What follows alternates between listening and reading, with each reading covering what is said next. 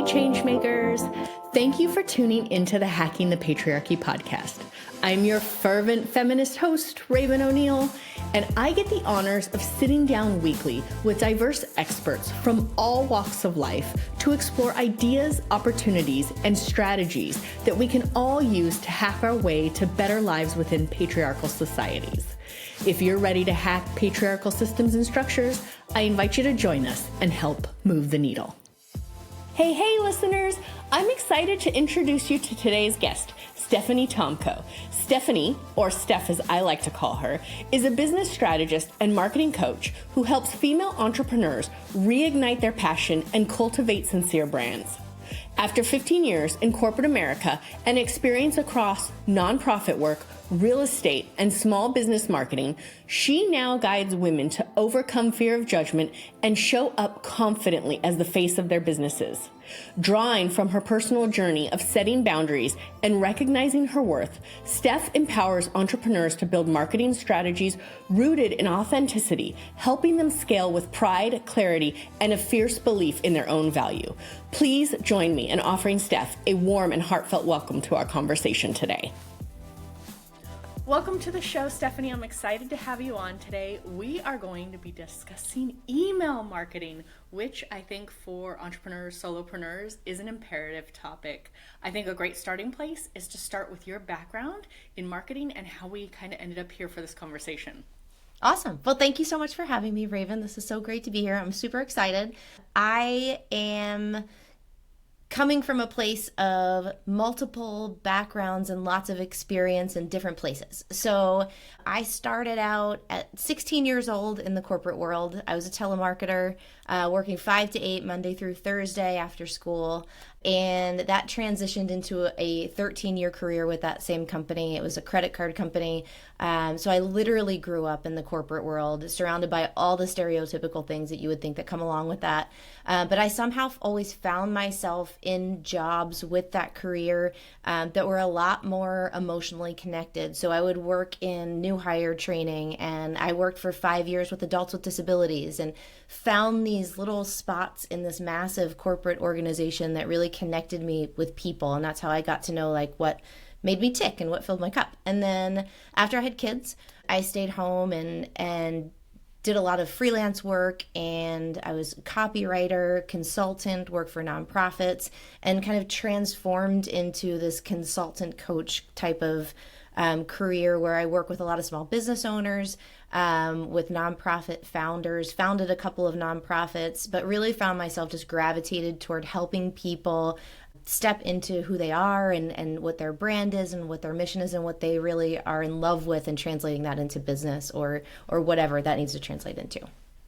I think now more than ever, it is imperative to start owning your community. And that sounded really terrible the way I worded that. But what I mean is that so many of us run our businesses on social media, and we don't actually own it. We don't own. That's right. We don't own our lists. We don't own our content to a degree. So I think it's an important conversation, because email marketing is one way to bring it into a space where you own those, I was going to say contacts again, but that is not the right word, where you own the contacts form of communication. Oh my goodness.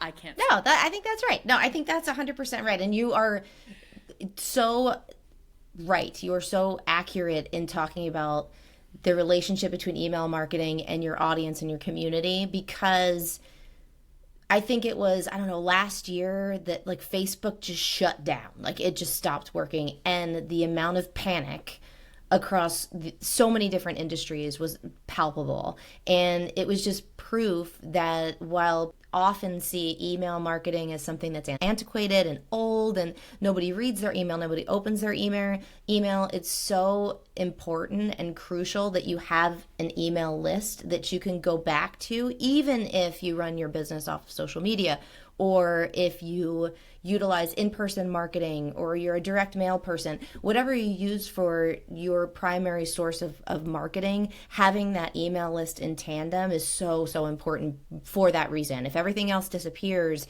you still have those emails and you can still access them and communicate with the people that are going to open it and read it and get back to you.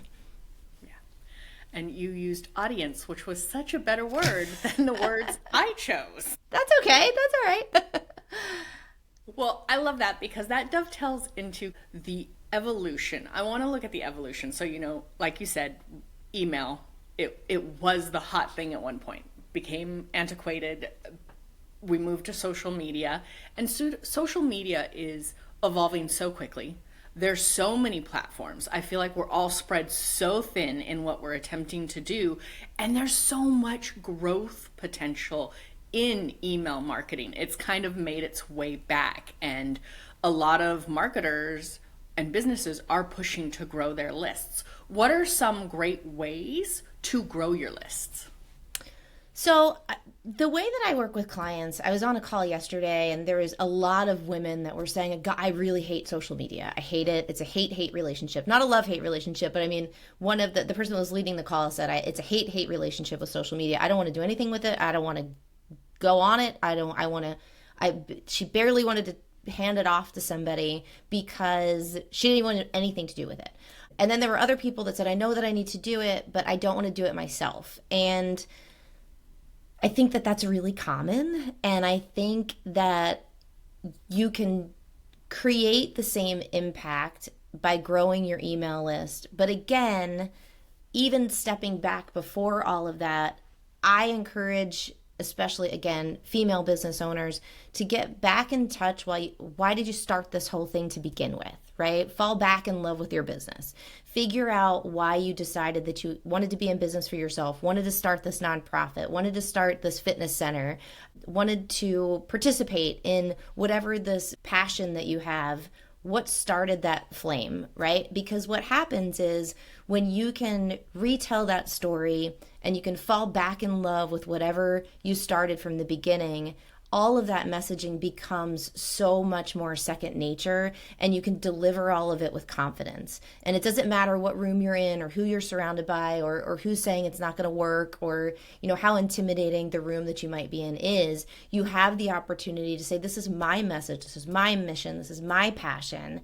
And the people that believe in me and that believe in the same thing are going to open the email, respond to the text, react to the post, or whatever it is, right? Wherever that information is going. So to grow that email list, I think first you have to decide who you are and what you want that message to sound like, and then who you want to deliver it to. Once you get through those steps, then you can put it all into action, and that part becomes a lot easier because then you can automate it. You can find the right platform for you. You can run ads if that fits, but if not, then you can create a lead magnet and you can build your list that way. I mean, there's endless ways to build that list, and the beautiful thing about it is once you build it, it's yours, and it may change and people can opt out and you can change that messaging, but ultimately you have ownership of the information, not the people, but of the information, so that you can utilize that information. You can watch metrics, you can see who's opening your email, you can see who's not,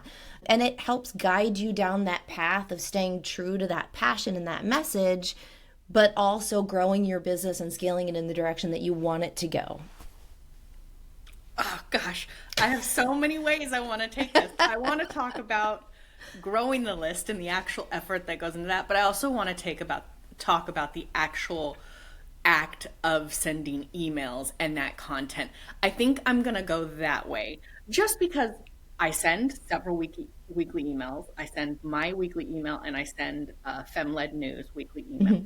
And I know that it takes me quite a while to think of the topic and then actually write it. And I spend more time writing it than anything else because I have a corporate background. I tend to have a very corporate way of speaking in my email. And it comes off very just, this is it. No connection, no fluff, just bleh. That's the topic. And so I spend a lot of time. And I wonder, for women, we are connection builders. We have very specific ways we communicate with each other and we bring each other into the fold. And I feel like sometimes that falls flat on email. So what might you recommend when a female founder is sitting down to write her emails and is overthinking the tone, the content, all of the stuff there? So first, again, I would go back to that, like, what's your mission? What's your vision? What are your values? Like, who are you as a business owner? And then I would jump a little bit ahead and think through, maybe in the next 30 days, what do you want this communication to do for you?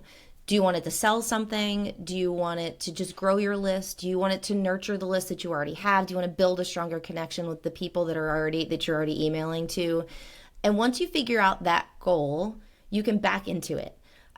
So let's say you're going to host a workshop, and that workshop is going to happen middle of next month. So about 30 days-ish to utilize email to get people to the workshop, right? So map out what that workshop is going to do for your audience, how you feel about the workshop, and then connect the two through email. So, and if you find that you're starting to craft emails and you're like, oh, this sounds boring, or it doesn't sound like me, don't trash it, but figure out a way to implement something personal in there. That my favorite way to tell people how to start emailing is start out with a story, something personal, whether it's funny, embarrassing, annoying, whatever. Start out with a little blurb about that and engage your reader and your recipient and your audience about something that connects the two of you.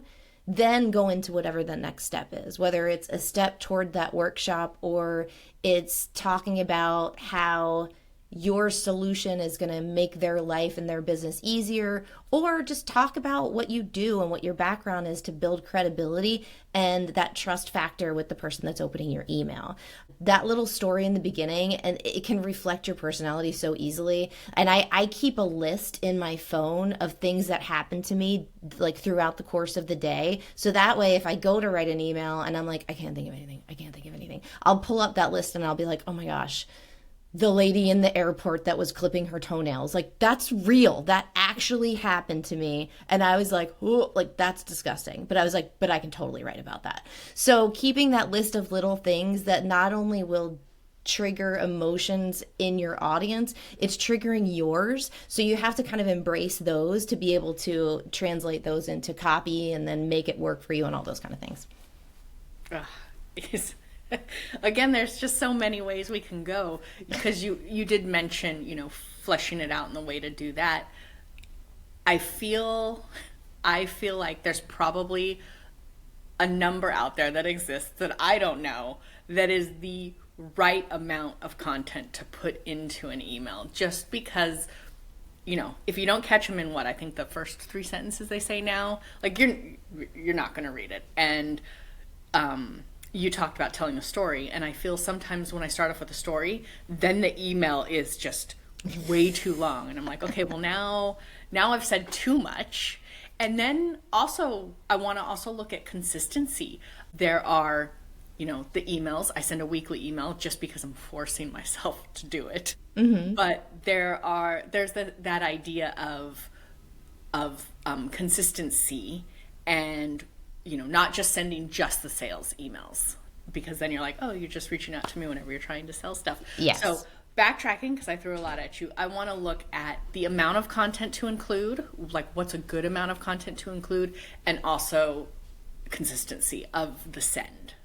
Yeah, I think you'll hear, if you, Google, how often should I send email, or any of those questions, right? If you Google it, you're going to get every answer under the sun.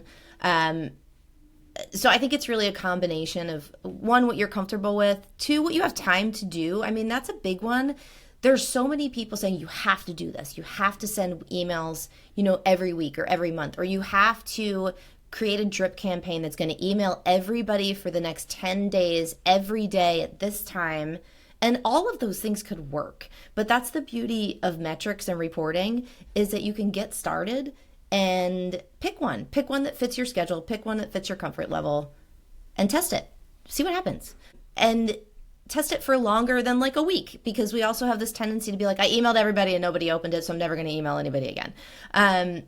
Be realistic with your expectations and with your audience, right? And don't shift things because of your lack of confidence.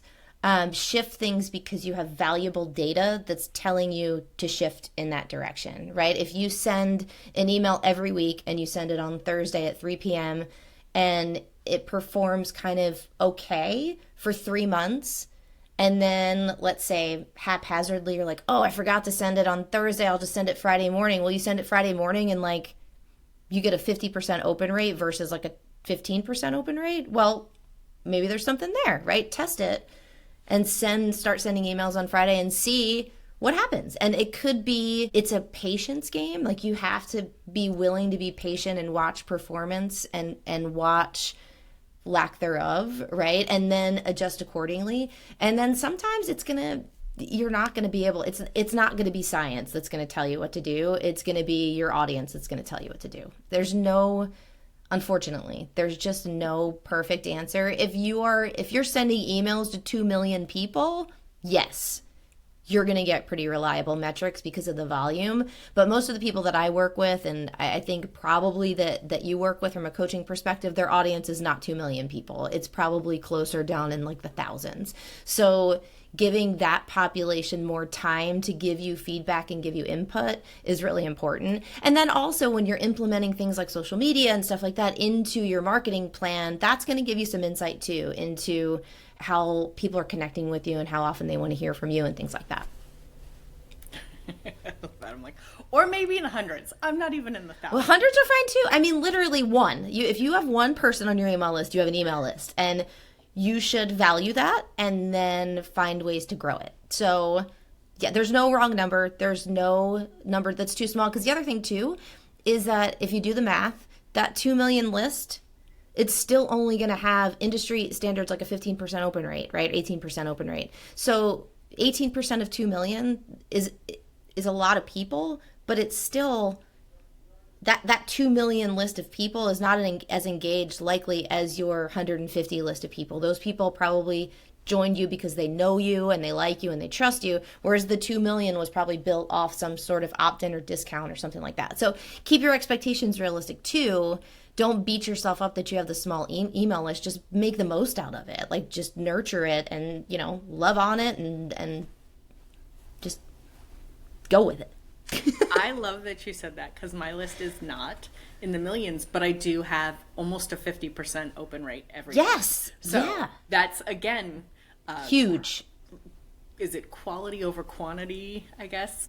Yeah, I mean, somewhere in there. Yeah, absolutely. I think when you have that level of engagement with the people that you're emailing, that's all the more reason to dive in and start using it to your advantage in a way that's going to continue to connect with that group of people, to grow that group, even if it's slow and steady, and be able to tell them what you're doing. And eventually, if it's in your business plan, sell something to them, but it's going to feel right because you've created this relationship with them. So it's not going to feel like you're just throwing a sales email at them, because they're not going to open it. And even if they open it, they're not going to click on it. If you haven't built that relationship first and built that understanding of what they need and knowing that they will buy it from you, it's not going to happen. And that's another part of this process, is that once you grow this list and you nurture this list and then you sell to this list, what do you do if they're not buying the thing that you're trying to sell them? And that may be just taking those steps back again and figuring out, okay, I've built the relationship. They trust me. They know what I do, but I gave them this thing and they're not buying it. And same thing. Yesterday with that call, there was a health coach on the call, and she said, I've built my list. I've offered freebies. I have people. I have this audience. I have this community. But every time I offer something to buy, they don't buy it. And they need it, but they won't buy it. And then the conversation kind of changed into, okay, you know that they need it, but maybe they don't know that they need it. So maybe that messaging needs to shift a little bit into understanding the inside their brain a little bit more, and a little less of what we know as the business owner and the professional and the expert. You have to create a lot of empathy and put yourself in their shoes so that you can kind of be like, okay. And then when you can't do that, market research. Just ask. If you have a community of people, ask them, do you want to be on, like, would you participate in a focus group? Would you get on a group call and talk through, all the things that you've learned and what you would love to see next? I think that's a missed opportunity when you have an engaged audience, is just asking them what they want and figuring out if you can deliver it. So I'm going in all different kinds of directions, but I get really excited. I love that, because I was going to layer on in a different direction. I do want to circle back, so I am going to come back.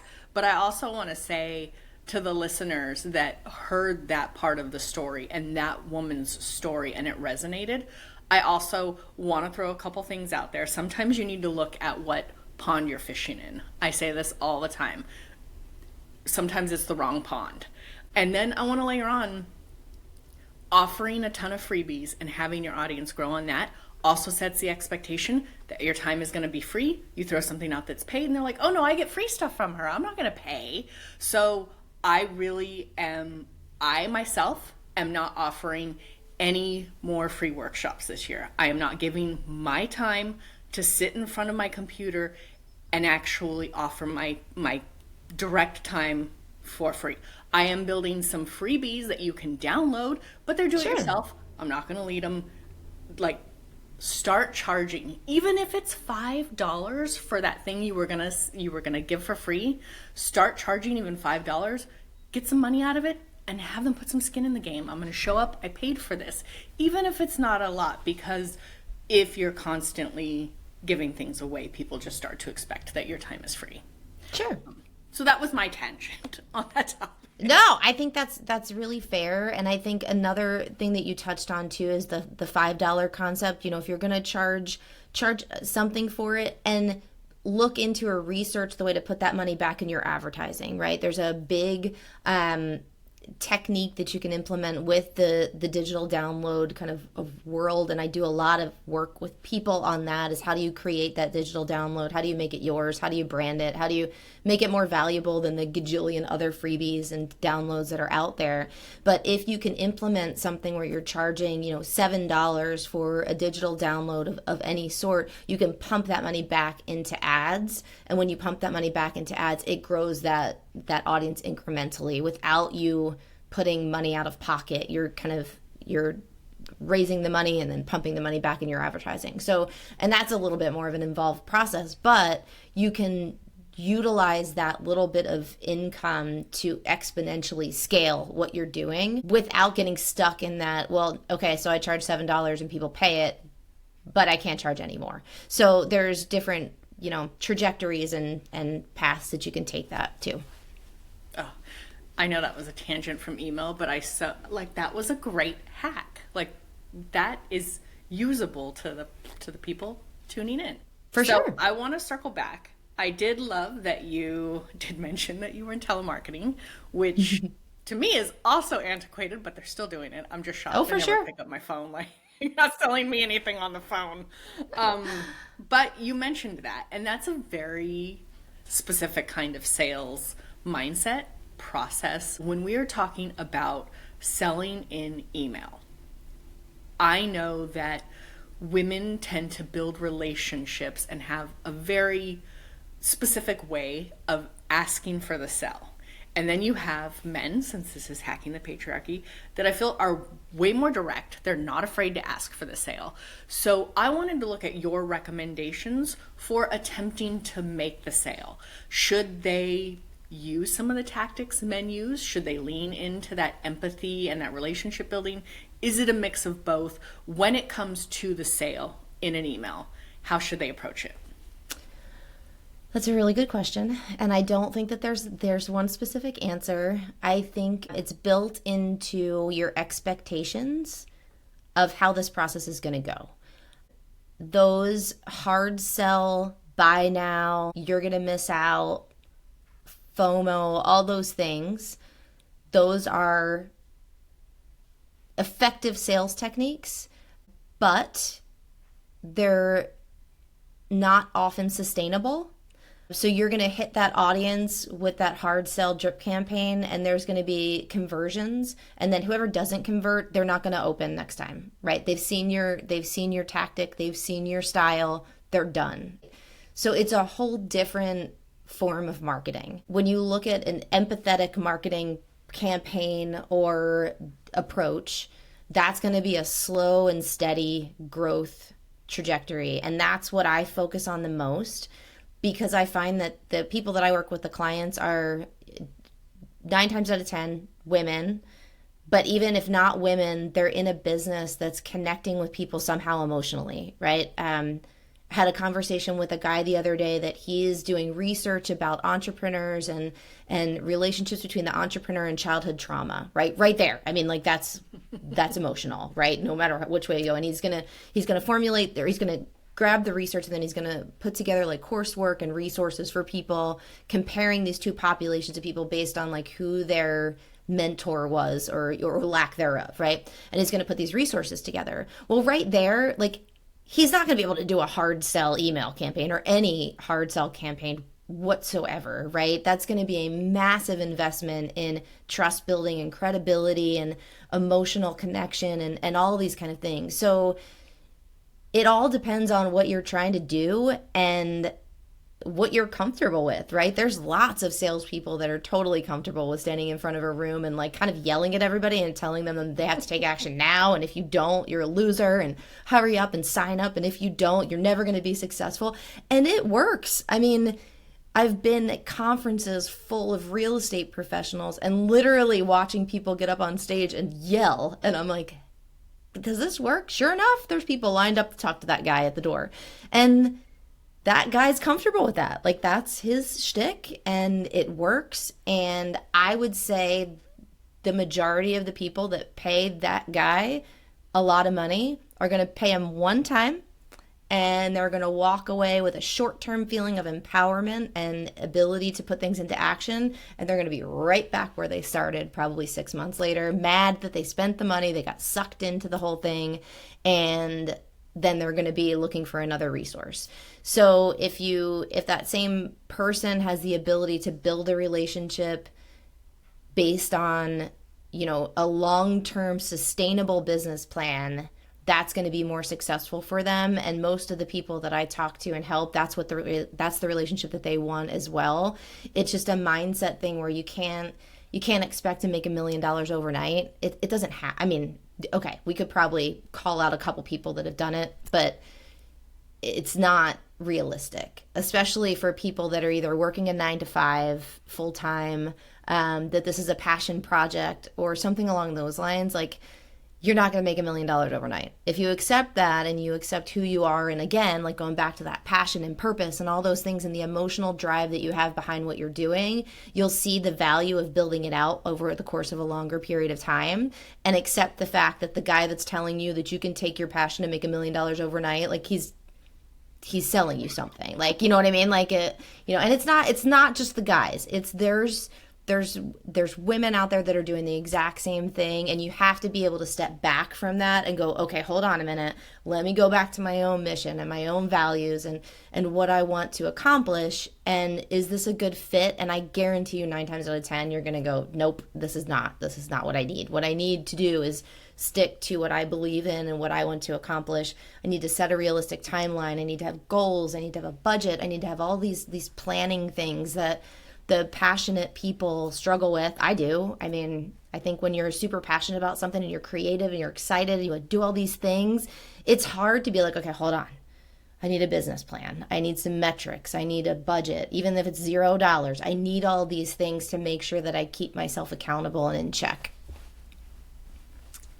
I'm going to say something you weren't willing to say. I saw the hesitation. There's a lot of bullshit out there. Yeah. Oh, yeah. So much bullshit. And I would say if you see something and you're like, that is so amazing, if you question, could it be true? It's probably not. Absolutely. Absolutely. And sometimes, no, I'm not actually, no, not sometimes. I think, yes, you're right. Like when it is bold in your face all the time and there's not a lot of transparency, that's the other thing. I think often you find that it's not really what it seems to be. And unfortunately, there is a just overabundance of information and quick fixes and all those things that that's that scarcity mindset, right? Like you got to do it now and you got to put 24/7 into it. In reality, we can't do that. Like there's very few people that can put 24/7 into really anything at this point, right? So being able to self-reflect, I think is, again, I will go back to that over and over and over again, because it's super easy to sit on social media and scroll, and as soon as that algorithm catches that you spend a couple extra seconds on so-and-so's ad, well, guess what? That ad is going to be pushed into your face over and over and over again. But you have to be able to put your phone down, step back, self-reflect. What do I want to do? What do I want to accomplish? Who am I? What's my business? Who do I want to help?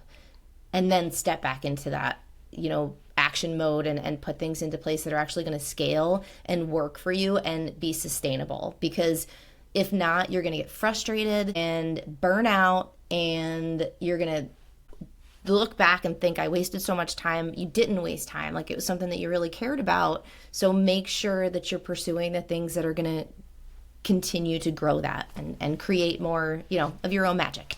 So. Yeah.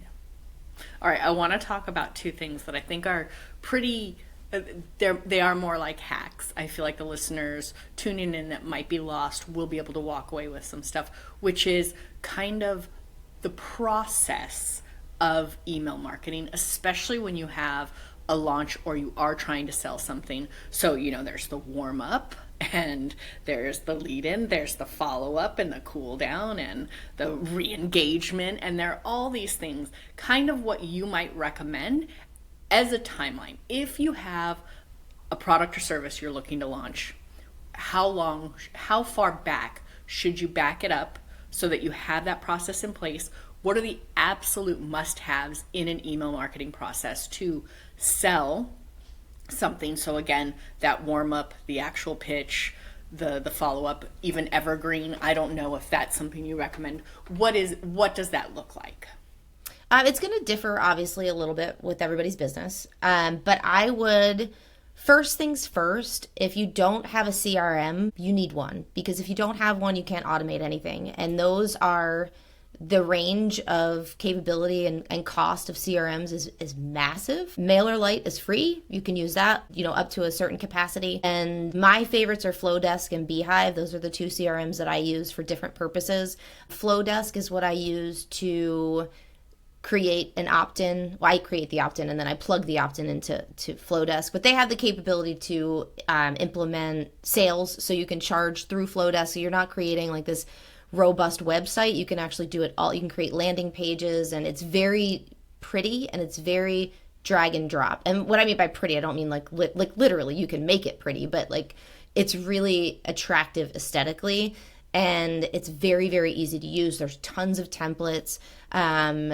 It's not crazy expensive, and I can provide a link to get a discount and all that kind of fun stuff, because I'm affiliate of theirs, but I'm only an affiliate because I use it and I really like it. And I've used it for, I'm probably going on like 6 years. So I have a long-standing relationship with Flowdesk and I really like it. The other one, Beehive, is a little bit more comprehensive. So it's more newsletter driven versus email marketing driven. So I would say for those people that want to start out and almost build a business with email marketing, you can do that with Beehive. And again, like I'm affiliate of theirs too because I love them. And you can get a free month, and then you can test everything out for the free month, and then you can get a discount for the next 3 months. So I'll give you a link for that too. But the idea is to create that platform, get familiar with that platform first so that you can comfortably design campaigns that are going to work for you and what you want to do. And then create a freebie, an opt-in of some sort. And that can be anything. If you own a business, it could be a discount. If you own a product, it could be, again, a discount or something free or like some kind of like bonus. I have a planner that's called the Fearless and Focused Planner, and it does all the things that I've been talking about, where it walks you back a couple steps into what your passion is and what you're all about, and kind of getting to know yourself again as in relation to your business. That's my opt-in. It's on my website. And then what I do with that is that's where I capture the email addresses, and it goes into a welcome sequence. And that welcome sequence is 5 emails long. They go out every other day. And what they do is they transition that recipient or that community member into someone that I'm talking to about, so you downloaded the planner, did you look at it yet? Because 9 times out of 10, when people download freebies, they don't actually ever open them or look at them. But you can see if they did. You can see if they downloaded it. So then you can segment, right? Like, I saw that you downloaded it. Have you utilized it at all, right? And then you start that conversation, and then you transition that into, this is what I do, and this is who I am, and this is what my experience is, and here's a story about how I sent one of my welcome emails talks about, I started a newsletter that was local last year with Beehive, and I had to put it on pause because there was just too much other stuff going on. Somebody did the same thing, like literally, like in my community, copied it, like down to the auto signature, like looks exactly the same. And I was like, ugh. And I was so mad. But then the email talks about like, but it was better. Like, I had to admit, like, his was better. It looked better. It was formatted better. He researched it better. And I'm like, hats off. Like, I can't. But it's like accepting, talking to that audience about accepting, not defeat, but like, sometimes people are going to do it better. And sometimes people are going to be smarter. And that's okay. Like, like, you're not going to be the best at everything. So, and that's part of how I work with clients and what I talk and develop that relationship. So that's what my welcome sequence looks like. And then you nurture it for a while and you introduce them to other things that you do. And whether that's guided by, how you want that relationship to evolve. And then that sales email comes next based on all of the interaction that you've already had, right? You can't just flip a switch and be like, oh, okay, so we talked about this and we talked about this, and now I'm going to sell you this $6,000 coaching program. That's not going to work. But you can sell them something based on the feedback and the data that you've received from that whole welcome sequence, right? Especially if you're really segmenting down like small, if you're getting these readers into these little segments and you're like, okay, well, they opened this email, but they didn't open that one. They downloaded this, but they didn't, open the following email. So then you can kind of track performance. But I mean, the big thing is welcome them first, nurture them second, sell to them third. And if they don't buy, again, like, don't think that it's never going to work. Utilize the data, go back to the beginning, tap into your audience more, and see if just the messaging needs to shift. That's the other thing you can do with these platforms is you can split test them, right? You can send different types of emails and see which one performs better. And all of these things you can learn. I mean, it's all very user-friendly. It takes time, especially if it's not something that you've done before. You kind of have to map things out and reverse engineer a lot of things. But obviously, I mean, I get really excited about it. I think it's super effective. It's a great way to build your business on a budget. That's the other thing about this, is that there's so many really expensive ways to grow a list and grow a business. As long as you're good with, a little bit more of a gradual, steady scalability plan, you can do all of this on a budget, which is really what I preach the most, is that you don't need a gajillion dollars to grow your business. You need some time, right? Because time versus money, where's your investment going to be?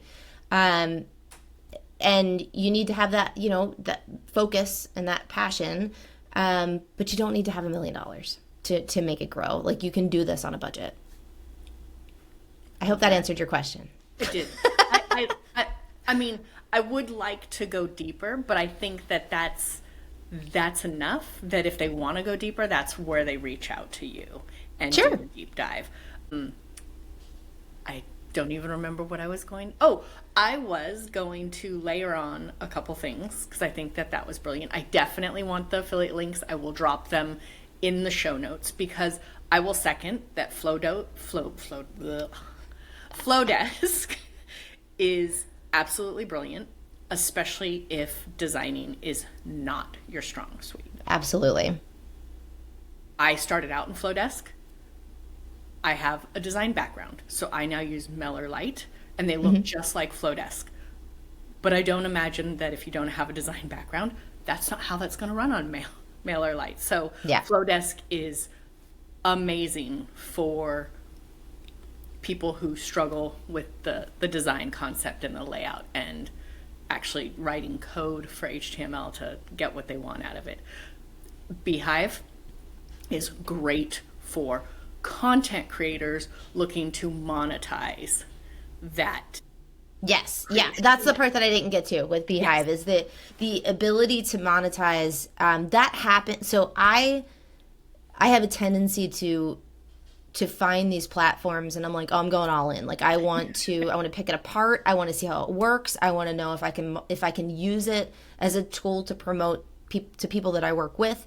I want to know all the ins and outs. So I said, okay, July, I think I started, like I literally signed up for a Beehive account on like June 15th or something. I'm like, I'm putting my first newsletter on July 1st. I don't care what it says. I don't care what it does. I'm doing it. So I did. And by July 17th, I had a monetization offer internally, because the thing with Beehive is they offer internal monetization. Like you can get sponsors for it, like, you know, you can get sponsors for your newsletter, but you can also tap into their internal newsletter group, and it might be minimal to start, but as you grow that audience, you can also grow that monetization. And as you grow your exposure, depending on where that exposure is, you can grow a sponsorship beyond the internal Beehive like sponsorship options. But it is without question, if that's what you want to do, even if people are listening and they haven't started a business and they're like, oh, I want to do a side gig, I want to do something that I can monetize, that I can do at my own pace and all those kind of things, it's a great tool to be able to do that, to start something. And I mean, the beauty of it too, you know, you look at all these industries that are going through layoffs, and, you know, teachers are getting burnout, and all of these industries that people are like, I have to nurse. My sister's a nurse, and she's like, I want something to do in addition to nursing that maybe down the road I could transition to something full time. Those are the primary candidates to look at a Beehive platform, because if you have expertise in something and you're okay and decent at writing content about it, you can grow an audience just based on that content, right? Like whether it's, you know, I'm a type 1 diabetic. I could write for years about being a type 1 diabetic. I've been one since I was 4 years old, and there's all kinds of things and all kinds of content and all kinds of stuff I could talk about, right? So I could build a newsletter platform with that content based on my personal experience, obviously not medical advice or anything like that, but I could build that off of my own personal experience and monetize it if I really wanted to. Or if I had a nursing background, I can utilize that and create. And when I say monetize, a lot of people are like, oh my gosh, you're going to charge people to read about, like, no, you don't charge people. People pay you to put their stuff in front of other people. You get first right of refusal. You can, you know, solicit your own sponsors. You can do all kinds of stuff. But it's like, I think there's a lot of people that could utilize their experience and their expertise and build a business from it, and they don't realize how they can kind of put that into place without like spending a lot of money or time on it. So, and I think Beehive is the way to do that. Yes. So like, going back to it, I would say if you are an entrepreneur, solopreneur looking to start communicating with your audience, you might want to choose Flowdesk. If you are absolutely looking to take your expertise and sell it within content creation, use Beehive. And I will put your affiliate links in the show notes so people can use those. Anyone tuning in can check that out. I love to end this show with 3 hacks that listeners can use on the topic. So 3 hacks you would have for anyone tuning in to jump in, grow, monetize within email marketing. Okay, so one hack I would say is definitely use the Notes app or whatever app you can use in your phone to take day-to-day, experience-to-experience notes about things that you can write about, things that are going to connect you to your audience. If it's something funny, frustrating, like anything that you have an emotional reaction to, do a voice note, write it down, do something, and just let that sit there for when you need to tap into it or when you want to tap into it. The second thing is research email platforms. Find one that you like, find one that you are comfortable with. And then the third one is I would look for examples of email marketing and communication that you're attracted to, and not to copy it, but just to look and benchmark off of something that you enjoy. I love Laura Belgray. I don't know if you are familiar with her. She is a career copywriter. She worked for Nickelodeon. I think she worked for HBO. I worked with her on her book launch. I'm not going to mention the name, but you can Google it.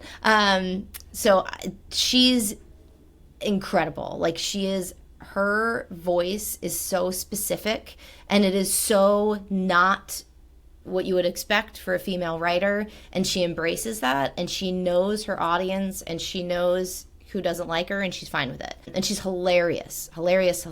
She's got all kinds of resources about copywriting and all that kind of stuff. But find that person that you can, it's almost like an inspirational type thing. Like, when I get stuck with writing copy, I go back to her emails and I'm like, oh, right. Like, I need to not copy her, but I need to implement my own personality and my own vibe. And I need to, sometimes it's just not the right time to write copy. Like, sometimes you're just not in that mindset. And if you have to put an email out there, maybe it will come across like kind of bleh.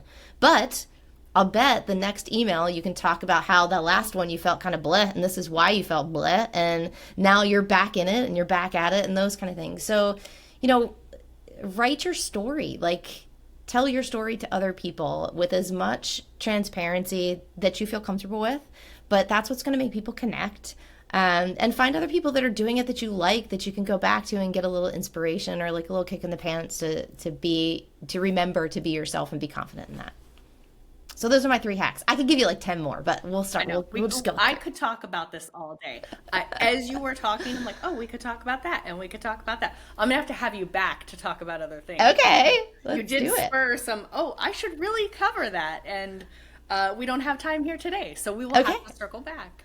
Awesome. For those tuning in who want to reach out, want to work with you, want to connect, want to get to know your business, want to take advantage of any more affiliate links that you have that I didn't include, how can they find you? They can find me at nowtonext.com. I have to spell that because it's a little funky. It's now, N-O-W, the number 2, and N-X-T. So the letter X-T. .com, and that's where you can find the Fearless and Focused Planner. You can just put your email in and I'll send it to you. And that's where they can find information about me. I'm going to be launching a marketing membership in the next 30 days or so, which is a really low barrier of entry way to learn how to email market and DIY a lot of things. I also offer services to do that for you. And you can connect with me on Instagram at nowtonext or at the Steph Tomko. Steph Tomko is taken, so I had to do the Steph Tomko. So, so that's where you can find me, and I think that's it. All right. I will put all of your contact and those 2 affiliate links in the show notes so that everyone has easy access. Just a click to connect with you. Yeah. Stephanie, thank you so much for taking time out of your day to join me today. Thanks for having me. This was so fun. Yeah. Until next time. Okay. Thank you so much for tuning in and listening to today's episode. For all the juicy deets on this episode, be sure to check out our show notes or give us a holler on Instagram at Hacking the Patriarchy Podcast. And if you enjoyed this episode and you'd like to help support this podcast, don't be shy. Please share it with your friends. Sharing is caring after all. Lastly, if you'd like to lend your personal support, please take a moment to tell the world about it with a review on your favorite streaming platform. We'd be forever grateful. Tune in again soon to enjoy a brand new episode of the Hacking the Patriarchy podcast. And until next time, keep on hacking, my friends.